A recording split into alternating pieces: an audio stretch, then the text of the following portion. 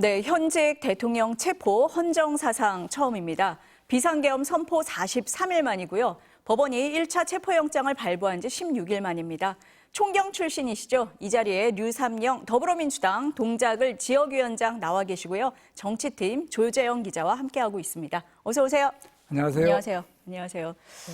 총경님, 우리가 그제 만났었나요? 네. 시간이 어떻게 간지를 모르겠어요. 네, 그날 만났을 때 좀 장기전이 될 수도 있지 않겠나, 물리적 충돌이 있을 수도 있지 않을까 이런 얘기를 했었습니다. 오늘 오전 상황 어떻게 보셨습니까? 오늘 오전 상황이 지난번 1차보다는 2시간이 빨랐고 더 많은 인원이 동원이 됐고 또 이렇게 경호처가 이제 이렇게 대통령과 헤어질 결심을 한 상태인 것 같았고 해서 집행이 순조롭게 잘 된 것 같습니다. 지금 경호처가 대통령과 헤어질 결심을 했다. 그럼 경호처가 사실상 길을 터줬다. 예. 이렇게 봐야 될까요? 예, 어제 경호처 부과장단 회의에서 이제 안 막는 걸로 결정을 했고 오늘 제가 통화한 바에 의하면 2차 저지선을 경찰과 공수처가 올라갈 때쯤 해서 이미 과천으로 대통령을 경호하는 경호 계획을 공지를 했어요. 공식적으로 이제 나른 거죠. 그러니까 그 경호를 준비한 겁니다. 그러니까 이미 경찰은 막 큰 마음을 먹고 지금 올라가고 있는 상황에서 경호처는 문을 열어줄 결심을 하고 있었던 거죠. 그러니까 안 막는다라는 게 어제부터 이미 결정이 돼 있었다. 예. 경호처 내부 분위기가 그 정도였다. 이렇게 짐작을 해야 될까요? 그렇습니다. 어떤 게 가장 큰 영향을 미쳤다 이렇게 보세요? 제가 여기 와서 말씀드린 법무관 이야기를 제가 했지 않습니까? 네, 맞아요. 예. 이 보통 사람들이 우리 내부망에 개인적인 의견을 적는 경우는 많지만 공식적인 법무관이 이 객관적인 상황에서 우리 조직이 어떤 식으로 하는 게 좋고 나쁘다 하는 것을 공식적으로 했는데 그거를 또 김성훈 차장이 지하에서 지었다가 내부 반발에 의해서 다시 되살아나고 그러니까 더 관심을 끌고 더 자세히 읽어보고 지금 법무관의 조언대로 따른 법무관이 저는 방향을 이렇게 흐름을 바꿨다 이런 생각을 하고 경호처 관계자하고도 대화해 보니까 그 법무관의 역할이 컸다 이런 이야기를 합니다. 그러니까 지금 총경님이 말씀을 하시는 거는 그날 이제 법무관이 내부망에다가 글을 올렸다가 김성훈 차장이 삭제를 지시했다가 다시 복구가 되는 과정에서 법무관이 이 정도 얘기를 할 때는 굉장히 위법한 사안이다라고 직원들이 받아들였다 이렇게 이해를 해야 됩니까? 그렇습니다. 네. 그 안에 뭐 강경파가 있다, 온건파가 있다 뭐 이런 얘기도 우리가 나눴었잖아요. 그러면 박종준 전 경호처장이 경찰 조사를 받은 것. 그것도 어떤 계기가 됐다 이렇게 보십니까? 어떻습니까? 그렇습니다. 박종준 전 경호처장이 경찰에 출석하게 된 경위가 자기가 상황을 컨트롤하는 게 아니고 김성훈 차장과 이광호 본부장이 쥐고 흔들고 대통령하고 바로 하고 또 경호처장을 일부 패싱을 하는 그런 모습도 보인 상황에서 지금 강경파의 흐름대로 갔다가는 이 경호처의 존폐, 경호처가 폐지되는 그런 위기, 직원들이 크게 다치는 그런 상황을 보고 이제 박종준 경호처장은 이제 경찰의 수사에 협조하는 형식으로 해서 강경파의 흐름을 꺾으려 했고 일부 내부에서는 박종준 처장이 경찰에 출석했을 때 그때 경호처 전체가 다 나왔어야 된다고 그때 뒤늦은 탄식을 했다 하는 그런 이야기도 있었어요.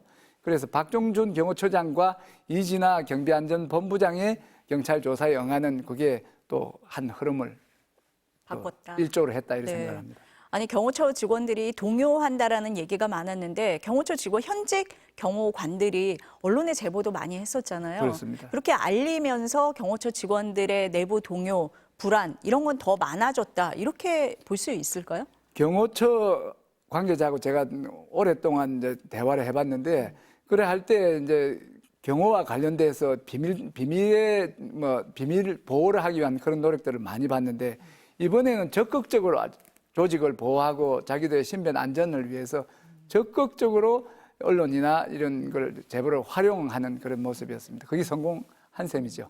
그러니까 경호처 직원들이 어떻게 행동을 하는 게 적법이냐에 대해서 내부적으로 어느 정도 의견이 좀 모아졌던 것 같습니다. 예, 그게 이제 법무관의 의견이 이제 정리가 딱 돼 있는 상태에서 이제 법무관보다 더 정확하게 법적으로 경호처가 처한 위기 상황에 대해서 법적으로 잘 알 수 있는 사람이 없는데 그 사람이 공개적으로 3페이지나 되는 그 이야기를 쭉 했을 때는 직원들 설득력이 있었고 그쪽으로 그 의견이 모인 것 같습니다. 아니 경호처 직원들 한 200명 이상은 집결을 하지 않을까 뭐 이렇게 예상을 했었는데 오늘 오전에 나온 이런 화면을 보면은 한 4, 50명 정도 이렇게만 보이거든요. 제가 그래서 물어봤어요. 네, 뭐라고 하던가요? 네. 안 보이는 쪽에 있었다. 일설에 의하면 경호동에 뭐 가 있었다는데 경호동은 없는 거고 그 내부에 이제 그 관전 내부에 사람들이 있었는데 안 보이는 모습으로 보이는 사람은 그 형광색 조끼를 입음으로써 지난번 1차전에 강력하게 막을 때는 흑복을 입고 그 명패를 가리는 식으로 해서 마스크를 쓰고 해서 했는데 이번에는 완전히 드러나는 형태로 형광색 조끼를 입고 안내하는 형식으로 경호를 했죠. 그러니까 그 한 200명 정도 되는 사람들 중에 일부는 뭐 다른 데 가 있었던 사람도 있고 그냥 뭐 버스 안에 있었다 뭐 이런 얘기도 들리고 어쨌든 적극적으로 행동을 하지 않은 것은 분명해 보입니다. 네. 네. 그리고 또 말씀 빠뜨렸는데 네. 제가 지난번에 이야기할 때 두 가지를 이야기했죠. 먼저 들어와서 그 강성 지휘부 수뇌부를 잡아주라는 그런 요청을 했었고 또 한 가지는 교대 시간에 맞춰서 못 들어오게 좀 막아주라 했는데 맞습니다. 그렇게 말씀을 하셨었죠. 그 이번에는 네. 그 이제 그 3시인가 그 소집 시간을 땡겼어요. 우리 경찰이 그 상황을 자각하고 문 닫기 이전에 소집 명령을 내서 교대 근무하던 인원 전체를 다 모아서 그 안에 있었다. 그래 이야기를 해요. 그러니까 총경님이 말씀을 하실 때는 그 교대 시간에 못 들어가도록 해서 관저 안에 있는 경호처 인원을 좀 줄이는 방안을 말씀을 하셨었는데 그걸 알고 미리 교대를 시켰다 이런 말씀이시네요. 교대를 시킨 게 아니고 네. 교대를 안 시키고 이제 전원 소집을 한 거죠. 전원 소집을 하도록 했다. 그런데 화면에 비친 사람들은 저희가 보기에는 4, 50명인 걸로 봐서는 적극적으로 대응하지 않았다. 이렇게 정리가 될 것 같습니다. 네. 안에 그 어쩔 수 없이 명령을 받고 소집은 했지만 적극적인 저항은 없었고 오히려 안내하는 모습이었습니다. 분위기도 그렇고 복장을 봐서도 그랬고. 네. 조 기자, 우리가 지금 이제 총경님하고 그 체포되는 그 오전 상황 얘기를 잠깐 해봤습니다. 좀 시간대별로 다시 정리를 한번 해볼까요? 예, 네. 오늘 이제 윤석열 대통령이 내란 우두머리 혐의로 관저에서 체포가 됐죠. 공수처 수사팀이 오늘 관저 앞에 도착한 시간이 오늘 새벽 4시쯤입니다. 이때부터 체포영장 집행이 시작이 된 거고요. 사실 경호처는 1차 집행 때와 마찬가지로 오늘도 3차 방어막을 구축을 해서 일단 진입을 막았습니다. 여기서 수사팀이 1차 저지선을 통과한 게 오전 7시 30분쯤이었고요. 2차 저지선을 통과한 게 오전 8시쯤이었습니다. 이때 그 버스로 막아놓은 차벽을 우회해서 통과를 했고 또 사다리를 이용하거나 추가 인력을 투입해서 들어갔습니다. 그리고 마지막인 3차 저지선을 돌파하고 관저로 들어간 게 8시에서 8시 20분쯤. 이때인데 경호처와 큰 충돌이 없이 이제 본격적인 체포 절차가 시작됐습니다.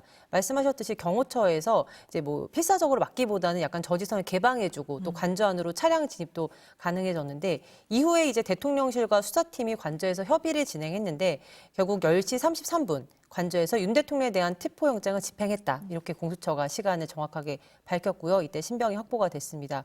그다음에 윤석열 대통령이 한남동에서 20분 만에 과천 공수처로 후송이 됐거든요. 그래서 그 차량, 경호 차량을 통해서 여러 대가 이제 동원이 됐고 10시 53분쯤에 과천에 공수처에 주차를 하고 곧바로 11시부터 조사가 시작된 걸로 지금 파악이 되고 있습니다. 사실 이번에는 그 경호처 소속 경호관들이 말씀하셨다시피 영장 집행을 적극적으로 저지하지 않고 오히려 좀 경찰과 충돌을 피했던 것으로 보이는데요. 그 예전에 보도가 됐지만 일부 경호관들은 아예 이런 방침에서 이탈을 해서 뭐 휴가를 가는 방식으로 좀 소극적으로 이제 영장 집행을 막지 않겠다 이런 태도를 취해왔고 또 현장 경호관들은 좀 개별적인 판단에 따라서 행동을 했던 것으로 보입니다. 그래서 지난번 1차 집행 때보다는 조금 수월하게 이제 진행이 오전 중에 끝난 것으로 보입니다. 아니 사실 지난번 1차 체포영장 집행을 할 때 정문을 통과하는 데는 40분 정도밖에 안 걸렸었는데 이번에는 정문 통과하는 데 사실 오래 걸려서 그럼 2차, 3차 통과하기가 어려울 수도 있지 않을까라는 우려가 좀 있기는 했었는데 그렇지가 않았어요. 그러면은 지금 조 기자가 얘기한 것처럼 지난번보다 이렇게 빠르게 진행이 된 것 네. 가장 큰 요인이 경호처 입장 변화 이렇게 네. 봐야 될까요? 어떻습니까? 가장 큰 이유는 말씀하셨다시피 경호처가 좀 적극적으로 대응하지 않고 소극적으로 대응했던 게 꼽히고요. 그다음에 이제 전체적으로 본다면은 1차 집행 당시에는 이제 관저 저지선의 인간띠라고 우리가 표현을 하는데 육군 수도방위 사령부 55 경비당이나 뭐 30장 군사경찰 경호대 이런 사람들이 이제 앞에 막아섰다 이렇게 전해졌는데 이번에 눈에 띄지 않았습니다. 이제 그때 이후로는 국방부가 체포영장 저지하는 과정에 병력 투입하는 거 부적절하다 그러면서 2차 영장 집행에는 협조하지 않겠다 이런 입장을 앞서 이미 밝혔고요. 또 오늘 이제 1, 2, 3차 저지선 그러니까 사람이 없이 대부분 차벽으로 구성이 됐거든요. 그래서 우회하거나 뭐 사다리를 타거나 이런 방식으로 좀 경찰들이 빠르게 관저로 진입을 할 수가 있었고 또 집결한 이제 일부 인력들도 충돌이 없었고요. 그 다음에 결국에는 인해 전술 이제 인력에 얼마나 대규모로 투입되냐 이게 중요했던 것 같은데 지난번하고 비교를 해보면은 처음에 갔을 때는 공수처 인력이 30명 정도 되고 경찰 인력이 120명. 그래서 150명 정도였거든요. 그러면 사실 경호처 저지선은 뚫기가 힘듭니다. 일단 수적으로 열세가 되거든요. 근데 오늘 같은 경우는 경찰이 2차 집행 앞두고 인원을 8배 이상, 한 1000명 선까지 대폭 늘렸습니다. 그리고 오늘은 말씀드렸다시피 이제 요새화가 됐기 때문에 이미 철조망을 뭐 이제 가린다든지 이런 걸 자르기 위한 절단기나 사다리 같은 것들도 미리 준비를 했고 또 진입조, 체포조, 호송조 이런 역할들도 미리 분담했고 여러 차례 이제 회의를 통해서 결정이 된 것이죠. 그리고 이제 모두 예상했던 정문 외에 또 등산로 또한 이제 침투가 가능하다 해서 이런 식으로 경호처 시선을 분산했다거나 또 오늘 그 윤 대통령 지지자 같은 경우에는 탄핵에 반대하는 집회 때문에 아까 뭐 차선 도로에 눕고 이런 모습도 보여졌지만 이런 것도 현장에서 경찰 기동대가 즉시 투입이 돼서 빠르게 해산시키고 또 이제 진입로를 사전에 확보를 했고요. 그 인력의 그 투입 규모를 비교해 보면 3일에는 45개 부대 2,700명의 기동대 인원이 투입이 됐는데 오늘은 54개 부대 3,200명이 배치가 됐습니다. 그러면서 질서 관리를 좀 성공적으로 하고 이러면서 별다른 충돌 없이 마무리가 가능했던 것으로 보입니다. 지금 총장님 그 조재영 기자의 얘기를 들어보면 물론 경호처 분위기가 바뀐 거 가장 큰 요인 중에 하나라고 꼽을 수가 있는데 그 외에도 경찰이 철저하게 준비한 거 그것도 있지 않겠습니까? 우리 경찰이 어떤 큰 행사가 있으면 준비를 하는 회의를 작전 회의라 그러는데 작전에 그 행사에 투입되는 경찰력이나 수사하는 인력, 호송하는 인력에 대해서 구체적으로 현장을 가보게 하고 임무를 명과하는 그런 회의가 있어요.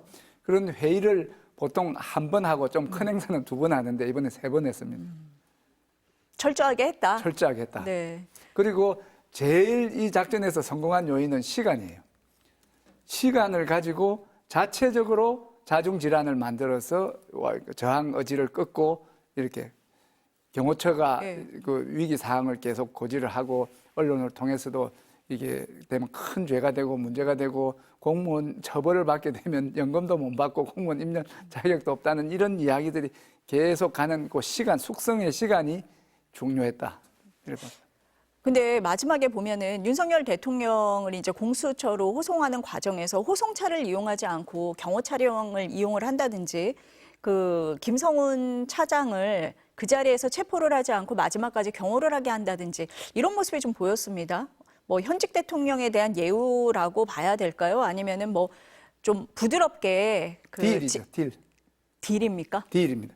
이게 지금 강력하게 저항을 하면 또 이렇게 물리력의 그 충돌이 있을 것인데 이쪽에서 이제 그쪽에서는 강력하게 저항을 안 하겠다는 방침을 정해놓고 얻어낸 3가지 메리트가 이제 호송 차량을 이제 그 경호 차량으로 해주라, 수갑을 채우지 말자. 또 한 가지가 뭐죠? 또 한 가지 지금 깜빡했습니다. 지금 김성훈 차장이나 경호 체포를 안 인력들이 체포를 하지 않고 네. 마지막 그 보스에 대한 예우를 이렇게 할 수 있는 시간을 주겠다. 이 3가지를 가지고 협상을 한 것 같습니다. 그렇게 협상을 하면서 시간을 끄는 과정에서 윤석열 대통령이 영상 메시지를 냈습니다. 네, 이것도 이제 체포영장 집행 전에 본인이 자진 출석하겠다 이런 입장을 석동환 변호사, 그 정식 변호인단이 아니죠. 본인의 이제 친구인 석동환 변호사 통해서 입장을 전했는데 내가 국민들께 드리는 말씀 직접 육성으로 들려드리겠다라고 하는데 이제 출발하고 나서 이 영상이 공개가 됐습니다. 그렇죠. 그런데 이게 화질을 봐서도 그렇지만 휴대폰으로 지금 찍은 것으로 전해지고 있고 이걸 직접 찍었다는 의원이 국민의힘 윤상현 의원으로 지금 파악이 되고 있는데요. 여기서도 미리 녹화해서 발표한 메시지인데 내가 불미스러운 유혈 사태를 막기 위해서 일단 불법 수사지만 공수처 출석에 응하기로 했다. 이렇게 본인의 입장을 윤석열 대통령이 밝혔거든요. 그 계속해서 근거 없이 주장을 하고 있는데 수사권이 없는 기관에서 영장이 발부되고, 그러니까 수사권이 없는 기관이라 공수처가 이 수사 권한이 없다라고 주장을 하고, 또 법원이 그 영장 심사권이 없는데 발부를 했다. 또 적법하게 발부된 영장에 대해서 또 이것도 계속해서 문제 제기를 하고 있죠. 그러면서 이 영장은 불법이고 무효다. 그래서 나는 너무 개탄스럽고 이 공수처의 수사를 인정하지 않는다. 하지만 대한민국의 헌법과 법 체계를 수호해야 하는 대통령으로서 불미스러운 유혈 사태를 막기 위해서 내가 이제 나간다라고 얘기를 했는데, 이게 사실은 이 모든 사태가 왜 벌어졌는지를 다시 한번 돌이켜보면 12월 3일에 위헌적이고 불법적인 비상계엄을 본인이 선포했기 때문에 벌어진 수사이고요. 본인이 이제 출석에 불응했기 때문에 체포영장이 발부가 된 것이고요. 그것도 한 차례는 무산이 될 정도로 강하게 저항하다 오늘 이제 마지못해서 본인이 뭐 자진 출석하겠다 이런 얘기를 하는데, 사실 체포영장이 이미 집행이 시작되면 자진 출석이라는 형식이 있을 수가 없는데도 계속해서 좀 궤변을 늘어놓고 있다. 이렇게 야당에서도 비판을 하고 있습니다. 총장님도 그 영상 메시지 보셨죠? 예. 어떻게 보셨습니까? 제 느낌은 이제 마지막 인사, 페어웨어 그 마지막 인사하는 느낌, 개면적게 그동안 도와줘서 고맙다, 잘 가겠다는 그런 느낌이었죠. 아니 시작할 때 약간 미소를 띠고 네, 있어서 어색한, 좀 놀라기도 했습니다. 네. 그래서 마지막 인사를 한다 이래 받아들였습니다, 저는. 누구를 겨냥해서 하는 인사일까요? 그러니까 대통령직에서 이제 네. 사실상 이제 벗어나는 그런 느낌이고, 지지자들을 향한 멘트가 이제 주가 되겠지만 지켜보는 국민들은 저 사람이 이제 마지막 인사를 하는구나 하는 느낌을 받았을 거라고 생각합니다. 아니 근데 조재영 기자가 얘기를 했지만 불법이라고 계속 주장을 하고 있잖아요. 그렇다면은 본인의 혐의를 인정하지 않고 이 상황을 불법이라고 주장하면서 타개할 수 있다라는 인식을 갖고 있는 건 아닌가, 이런 느낌도 좀 받았거든요. 끝까지 놓치지 않을 네. 것입니다. 이게 절차대로 가면 무기징역 이상의 형이 있고 대통령직은 거의 박탈되는 게 확정적인데, 악착같이 희망의 끈은 놓지 않을 것이고, 그러기 위해서는 변수를 만들라고 하는 확률이 높습니다. 변수를 만들어서 상황에 대한 국민들의 인식을 확 뒤집음으로써 이제 돌파구를 마련하려는 그런 작전이기 때문에 틈만 나면 국민들을 향해서 선동하는 그런 이야기는 할 거예요. 그런 마지막 발악이다, 그런 생각을 합니다.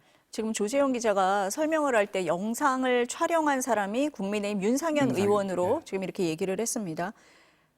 체포영장 집행을 앞두고 국민의힘 의원들 상당수가 30여 명이 관저 앞으로 몰려가고 심지어 관저 안으로 들어간 사람도 있고 지금 촬영까지 했다. 이 상황은 어떻게 보십니까? 아직도 이제 마지막이라고 합니다. 윤석열 이 대통령직에 돌아올 가능성을 조금이라도 믿는 마지막 의리를 표현했다 생각을 하고, 이제 체포가 되고 구속이 되면 그런 인원들이 떨어질 거예요. 점점점 지금 지난번에 45명에서 지금 33명이고 조금 있으면 10명대로 줄어들어서 이제는 아무도 그것들도 보지 않을 그런 상황으로 저는 줄어들고 있는 요 추이를 좀 보는 거죠. 아, 오히려 상황이 그렇게 변할 거다. 예. 정치권 반응 어떻습니까, 지금? 네, 일단 오늘 윤석열 대통령 체포 소식과 관련해서 계속해서 이제 여야가 비상 대기 중이었거든요. 그래서 오전부터 각각 의원들을 긴급 소집을 했습니다. 우선 여당인 국민의힘을 보면 11시 반쯤부터 1시간 정도 비상 의원총회를 열었는데, 여기서 이제 당 지도부가 내놓은 입장이 여전히 권성동 원내대표가 국격이 무너졌다. 야당이 공수처와 국수본을 겁박한 것을 역사가 기록할 것이다. 이렇게 얘기했고, 권영세 비대위원장도 공수처가 체포를 고집하는 목적은 대통령 망신주기다. 대통령이 체포됐다고 불법이 정당화되는 거 아니다. 이런 주장을 했습니다.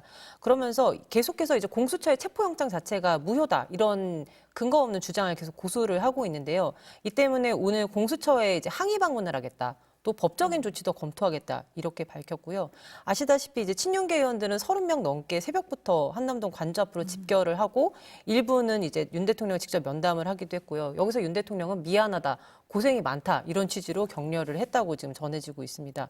그리고 이제 야당은 반대로 계속해서 조속한 체포영장 집행을 요구해 왔기 때문에 민주당도 오늘 이제 체포 소식 전해지고 11시부터 비상의원총회를 열었습니다. 어제 저녁부터 계속해서 비상 대기력이 내려진 상태였고요.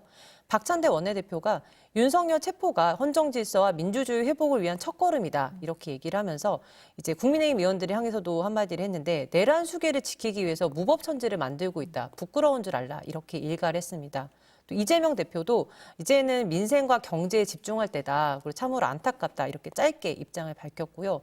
조국 혁신당도 비상의원총회를 열었는데 이번 그 윤 대통령 영상 메시지를 두고 한 줌도 안 되는 지지자들에게 내전을 지속하라는 어떤 절규다. 그리고 한편으로는 윤 대통령과 어떤 정치적, 경제적 공동체인 김건희 여사도 사법기관이 하루빨리 체포해야 된다. 이런 입장도 내놨습니다. 앞서 이제 윤 대통령 체포영장 집행을 한 차례 막아섰던 경호처에 대한 해제 법안을 발의하겠다고 혁신당은 예고를 했고요. 지금 야권은 내일로 예정된 본회의에서 내란 특검법 처리를 미룰 수가 없다. 이제 이 입장을 거듭 확인하면서 여당도 약속했던 자체적인 특검안 빨리 내놓으라 이렇게 촉구를 했는데요. 여기에 대해서 여당은 오늘 발의는 현실적으로 쉽지 않다. 이렇게 좀 그러니까 일단 좀 어렵다라는 입장을 밝혔고 내일 또 의원총회를 한 번 더 소집해서 언제 발의할지 시기를 조율하겠다. 이렇게만 입장을 밝혔습니다. 근데 민주당을 비롯해서 야6당은 지금 내일 본회의에서 처리하겠다 이런 입장이잖아요. 네네. 이 시간이 많지 않잖아요. 지금 조사를 해야 하고 뭐 구속 수사 기간이 긴 것도 아니고요. 지금 아직 뭐 영장을 청구하지는 않았습니다만. 그렇게 될 경우에 이제 특검을 빨리 처리해야 된다라는 게 야당 입장일 것 같긴 합니다. 네, 6개 야당은 지금 네. 한 마음으로 일단 발의안을 냈고요. 여기에 대해서 오늘, 그러니까 내일 아니면 모레 이틀간 연속으로 본회의를 열 수도 있고 아니면 하루하루 따로 열 수도 있다고 의원실 국회의장에게 하루빨리 본회의를 이제 열어달라고 계속해서 이제 촉구를 하고 있는 상황이고 국민의힘을 향해서도 오늘 오후 늦게라도 그 자체적인 특검법안을 가져오면 의논을 할 수 있다. 그러니까 야당안 A안과 여당의 B안이 있어 이걸 같이 놓고 의논을 하는데 지금으로서는 국민의힘이 발의 자체를 하지 않았기 때문에 놓고 의논하고 비교해 볼 만한 그런 게 없는 상황인 거거든요. 그렇게 해서 계속해서 야당은 언제까지 기다릴 수 없기 때문에 오늘까지 내놓지 않으면 우리는 야당의 안으로 6개 야당이 함께 합의한 안으로 내일이라도 본회의 통과시키겠다. 이렇게 예고를 한 상황입니다. 총경님 지금 이제 수사 조사 상황 얘기를 들어보니까 공수처에서 11시부터 이제 조사를 시작했다 이렇게 얘기가 나옵니다. 근데 통상적으로 전직 대통령들의 경우를 보면 뭐 티타임을 하고 진행하는 네. 경우가 많은데 그렇지 않았던 것 같습니다. 누가 원하지 않았는지를 모르겠어요. 공수처에서 권하지 않았는지 윤석열이 응하지 않았는지는 모르겠지만 아주 이례적입니다. 지금 보니까 뭐 이재승 공수처 차장이 진행을 하고 있다라고 얘기를 해요. 뭐 원래 이제 부장검사 2명 이름이 나왔었는데 조금 더 윗선 차원에서 조사를 좀 철저히 하겠다. 뭐 이렇게 봐야 될까요? 어떻게 읽으세요? 뭐 차장이 한다 해서 조사 철저히 되는 건 아니고 실무자가 더 유능하고 익숙할 수가 있죠. 그렇지만 그 예우를 갖춰주는 거죠. 조사 대상자에 대한 예우로 최고 처장이 직접 올 수는 없는 상황이니까 차장이 임장함으로써 조사 대상자에 대한 형식적인 예우를 갖춰준다. 이 정도 볼 수는 있습니다. 그러니까 이재성 그분이 혼자 하는 게 아니고 네. 그 두 부장검사 하는데 배석하는 그런 형태일 겁니다. 예우 차원에서 그렇게 해준 네. 면이 있을 거다라고 보시는데 그럼 윤석열 대통령이 그동안 공수처에 수사권이 없다라고 주장을 해온 상황이잖아요. 그러면은 수사에 적극적으로 응할 거냐 의문이 생깁니다. 어떻게? 어머니 안 생깁니다. 네. 체포되고 나서 윤상현 의원이 그는 수사권이 없기 때문에 응하지 않을 것으로 안다 하고 변호인단도 수차례 응하지 않고 그래서 묵비할 가능성을 비췄기 때문에 네. 오늘 조사는 그냥 형식적으로 질문만 나열하고 점점점점 내지는 가로 열고 묵묵부답하는 묵비 조서를 만들 거예요. 그럼 그 다음은 어떻게 됩니까? 그러니까 그런 본인은 조사에 응하지 않은 상태에서 이제 구속영장을 신청을 하게 되고 구속영장의 신청에 대한 그 증거들은 공범자들의 사령관들의 장관의 그 조사에 상세히 윤석열 피의자의 그 혐의가 적시돼 있었지 않습니까? 김용현 장관의 그 공소장은 사실상 그 내용이 윤석열에 대한 이야기였기 때문에 그걸 여러 가지를 참고해서 본인은 말 안 했지만 기존에 밝혀진 증거로 구속영장을 청구하고 발부할 것 같습니다. 조 기자 지금 총경님은 묵비권 행사할 거다 이렇게 얘기를 하셨습니다. 어떻게 네. 조사를 예상하고 있습니까? 실제로 그 윤석열 대통령이 여당 의원들 만나서 공수처로 가기 전에도 이제 그 진술 거부권 행사할 거다 이런 입장을 좀 재차 확인을 했던 것 같고요. 그래서 이제 지금 2시나 3시쯤에 공수처가 윤 대통령 체포 관련 브리핑을 하기로 예정이 돼 있는데 아직 들어온 소식은 없지만 거기서 이제 어떻게 조사를 받고 있는지 대략적으로 좀 설명이 나올 것으로 보입니다. 일단은 11시부터 지금 조사를 시작했기 때문에 3시간 정도가 지난 상황이고요. 공수처가 오늘 조사를 위해서 200쪽이 넘는 질문지를 준비했다고 하거든요. 그래서 일단 이제 국회 기능 마비와 선관위 서버 반출 이런 걸 실제로 지휘했는지랑 국회가 계엄 해제 의결한 이후에도 2차, 3차 계엄을 선포하는 방안 검토했는지 등을 좀 집중적으로 물어볼 계획입니다. 그리고 또 일부 극우 세력들이 주장하고 있는 그 부정선거 의혹 주장이 어떻게 이번 비상계엄의 배경이 됐는지 여기에 대해서도 경위를 파악할 예정이고요. 또 국회를 무력화한 다음에 만들려고 했던 비상입법기구의 정체가 뭔지 이것도 확인할 방침입니다. 타임테이블을 보면 공수처가 체포 시점부터 48시간 내에 구속영장 청구 여부를 결정을 해야 됩니다. 이제 오늘 오전 10시 33분이 체포 시점으로 되기 때문에 계산을 해보면 내일 모레 이제 이틀 뒤인 17일 오전 10시 33분 그 안에 구속영장 청구 여부를 결정을 해야 되고요. 만약에 영장을 청구하지 않으면 석방을 해야 되기 때문에 일단은 굉장히 고강도 조사를 벌인 다음에 구속영장을 청구할 걸로 예상이 되고 있습니다. 그리고 이제 만약에 영장을 청구하기 위해서 조사를 마치고 난 다음에는 윤석열 대통령이 서울구치소로 이동을 해서 영장 실질 심사를 기다릴 걸로 보이는데 아마 여기서는 이제 대기를 하는데 독방에 좀 갈 것이다라는 이제 전망이 좀 우세한 상황입니다. 네.